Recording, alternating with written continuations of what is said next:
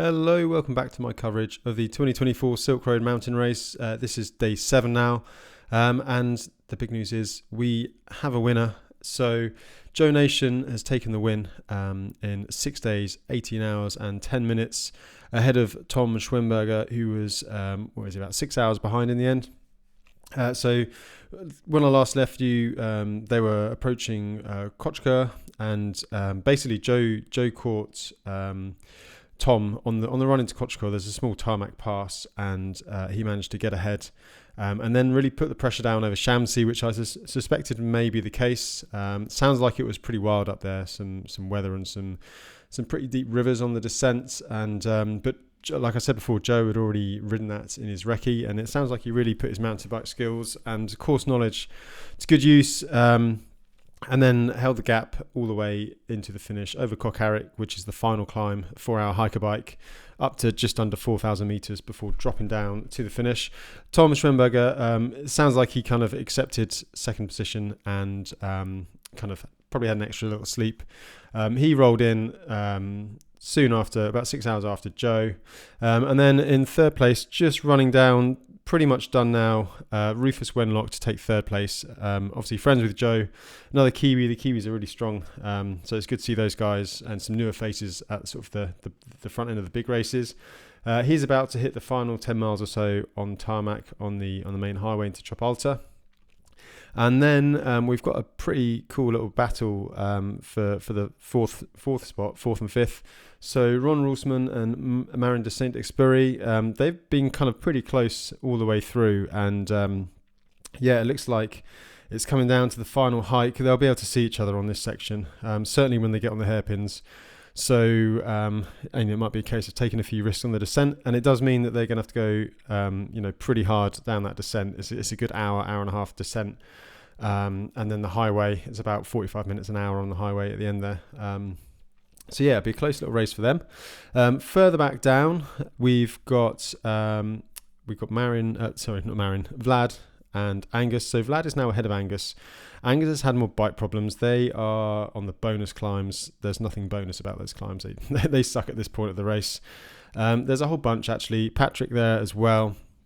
And Omar Martinello. Now this kind of happened to me last year. A load of us came into this section really close together, and eventually the final resupply is the Secret Oasis at 1780k here. And I was there with Seb Brewer, and Lucas Clement was just maybe half hour ahead. In the end, they both put 2 hours into me. I just cracked in the heat, and so yeah, you can really lose some time on this final valley if you if you're kind of suffering a bit, and bear in mind it does catch up with you. So yeah, and then we've got like a couple of groups, and then 7th, 8th, 9th, 10th, 9th, 10th, 11th, 12th is this little group here with Hannah Simon, our lead woman, and she's been really pushing. She was inside the top 10 yesterday.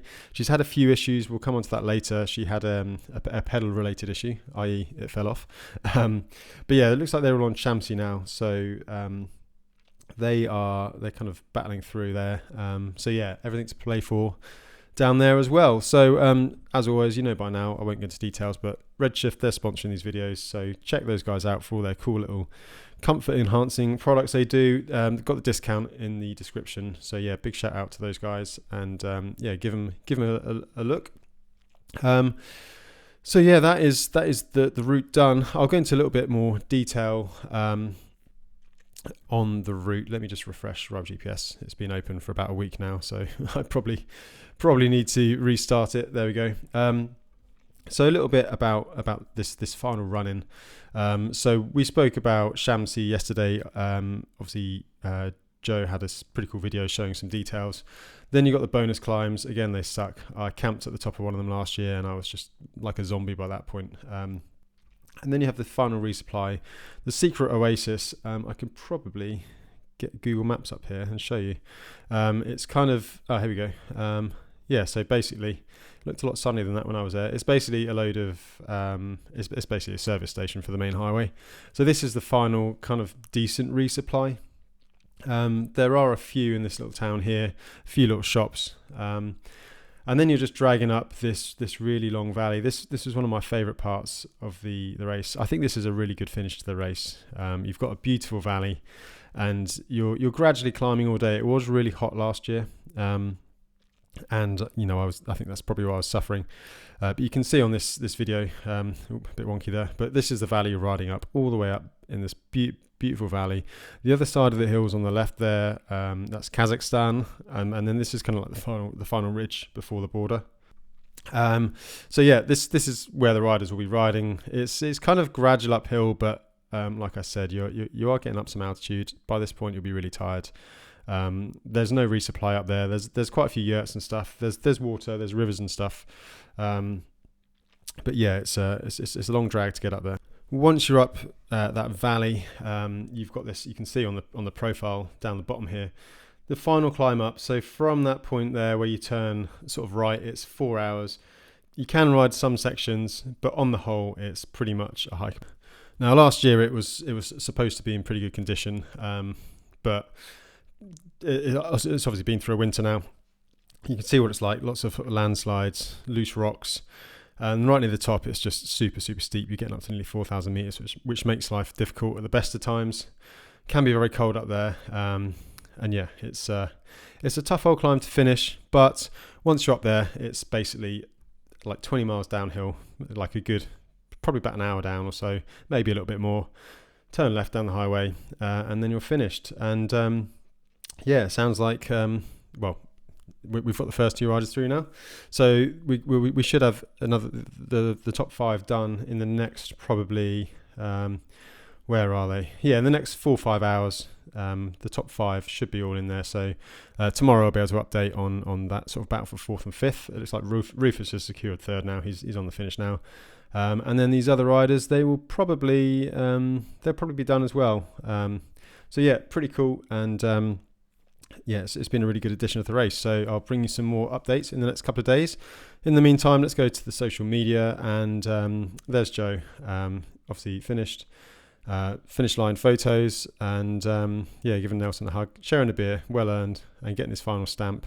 It's a really great ride by Joe. He's not been riding these ultras very long. I think his first win was on the Great British Divide a couple of years back, and then he went straight to Tour Divide and came 3rd. He's won pretty much every race in New Zealand, and yeah, it's taken a really big one now. I'd say this is probably the biggest race he's won, and it's no mean feat.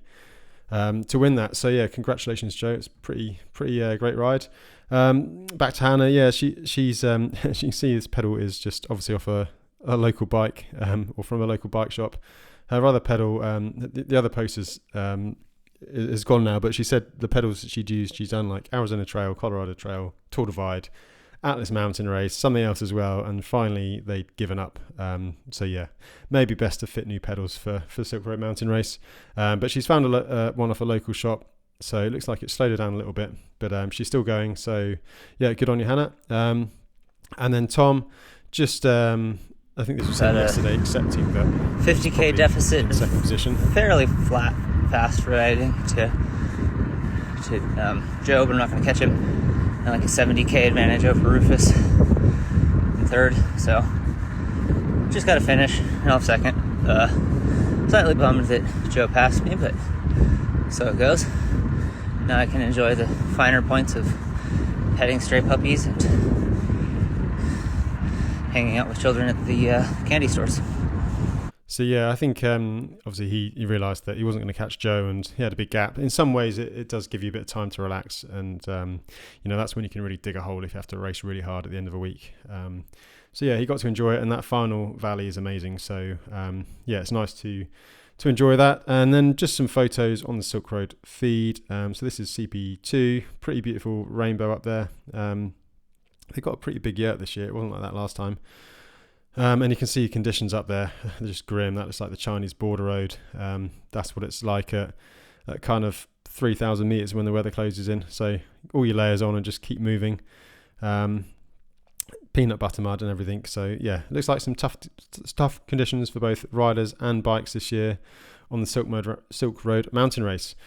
So yeah, that's everything I've got for this morning. And yeah, I'll be back tomorrow, and we'll bring in sort of the top 10 or so. So get subscribing, and see you all again tomorrow. Thanks for watching.